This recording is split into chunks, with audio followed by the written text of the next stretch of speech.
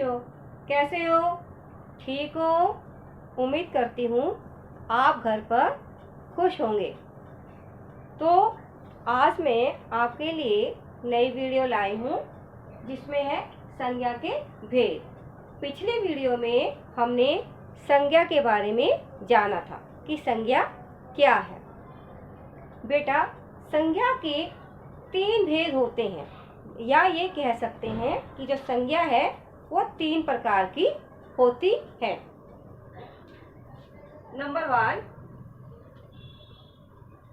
संज्ञा 3 प्रकार की होती है। अगर आपसे कोई कहे कि संज्ञा कितने प्रकार की होती है, तो आप बोलेंगे कि संज्ञा 3 प्रकार की होती है। कौन कौन सी? नंबर 1, व्यक्तिवाचक संज्ञा। सबसे पहली संज्ञा है व्यक्तिवाचक संज्ञा। नंबर 2, भाववाचक संज्ञा।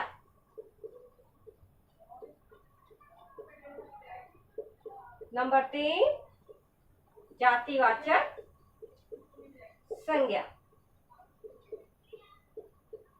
अब मैं आपको व्यक्तिवाचक संज्ञा के बारे में बताऊंगी। वे शब्द जिनसे हमें किसी विशेष व्यक्ति, वस्तु या स्थान के बारे में जानकारी मिलती है, उसको व्यक्तिवाचक संज्ञा कहते हैं। जैसे मैं बोर्ड पर कुछ वाक्य लिखूंगी और आप उसे पढ़ेंगे। जैसे मेरा नाम सरबजीत है। मैं दिल्ली में रहती हूँ।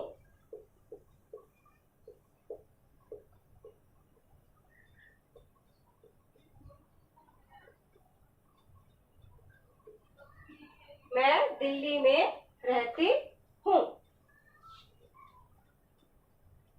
मुझे जलेबी बहुत पसंद है।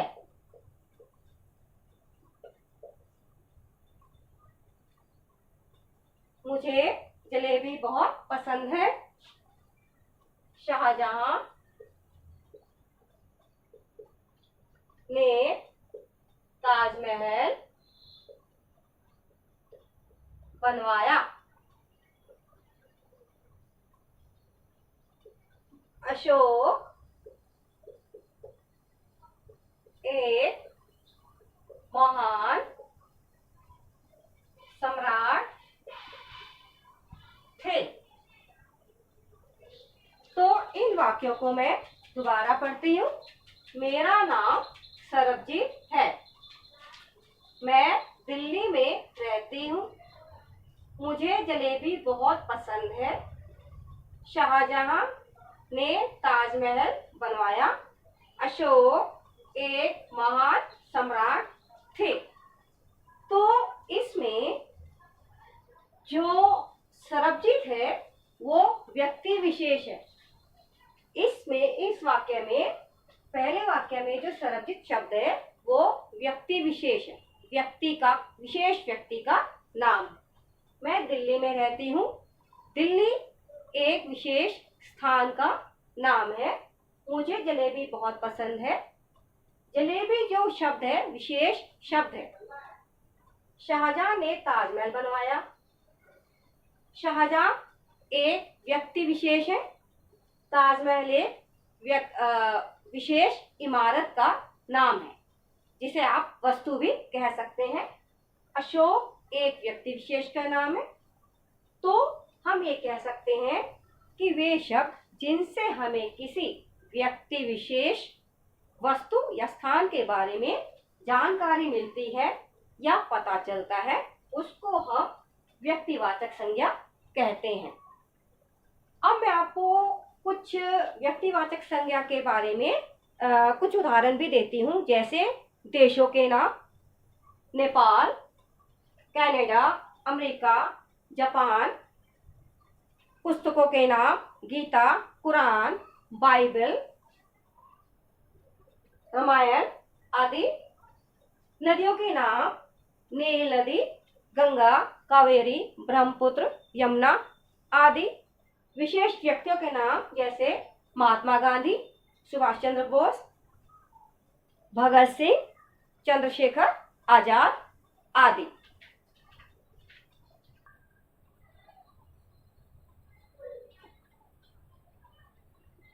अब हम दूसरी संज्ञा जातिवाचक संज्ञा के बारे में जानेंगे कि जातिवाचक संज्ञा क्या होती है। वे शब्द जिनसे हमें किसी संपूर्ण जाति के बारे में पता चलता है उसको जातिवाचक संज्ञा कहते हैं। समझ आ रहा बच्चों? ऐसे शब्द जिनसे हमें किसी पूरी जाति के बारे में जानकारी मिलती है उसको जातिवाचक संज्ञा कहा जाता है। इसके लिए मैं आपको बोर्ड पर कुछ उदाहरण लिखकर बताऊंगी।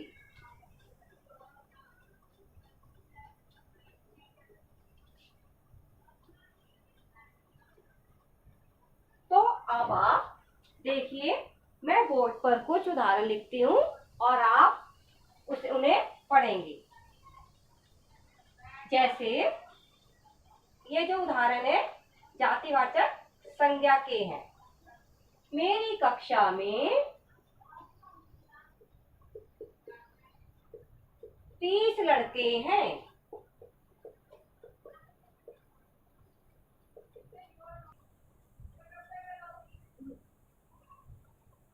मेरी, जैसे नंबर 1 पे हमने पढ़ा, नंबर 1, मेरी कक्षा में 30 लड़के हैं।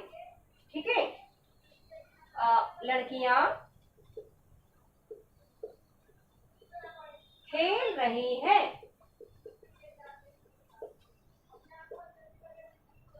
कक्षा में 4 पंखे हैं।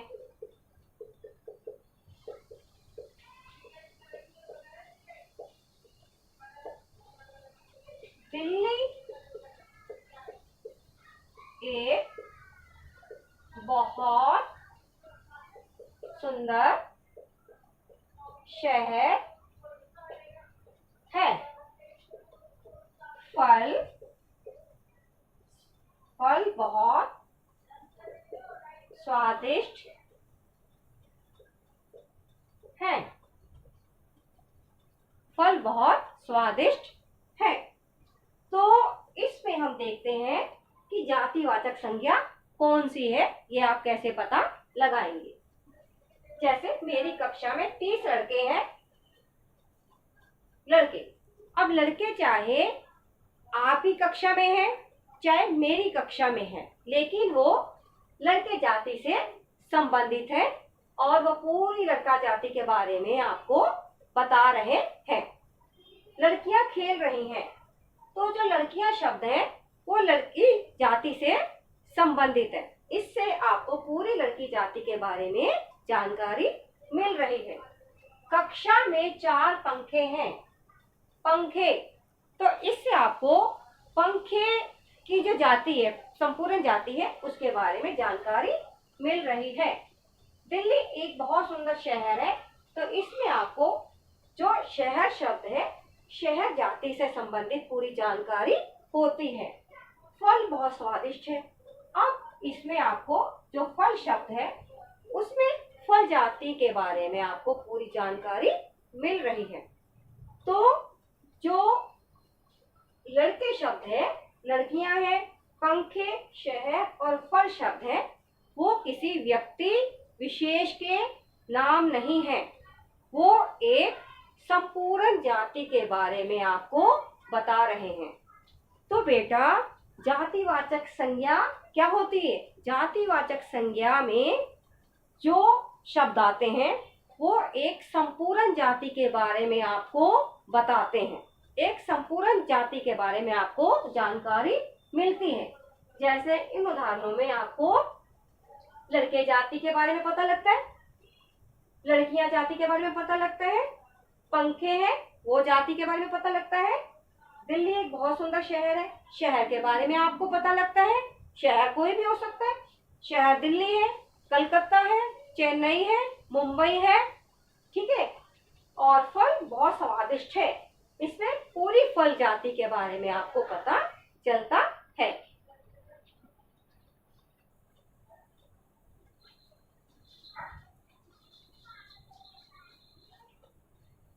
अब हम पढ़ेंगे भाववाचक संज्ञा के बारे में कि भाववाचक संज्ञा क्या होती है।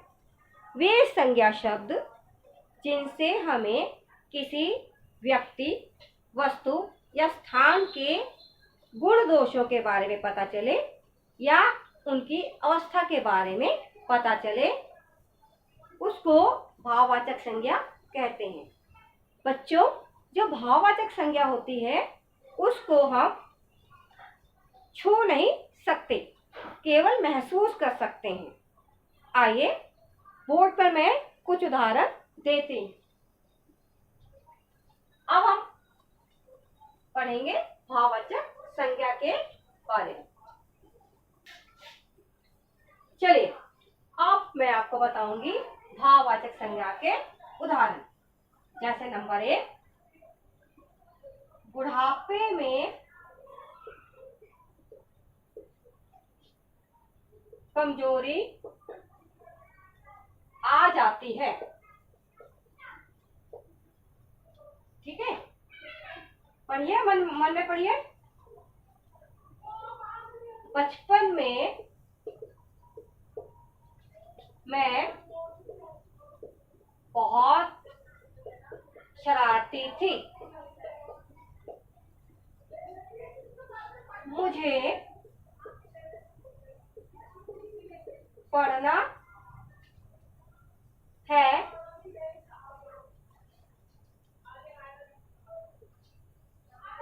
आम की मिठास सबको अच्छी लगती है।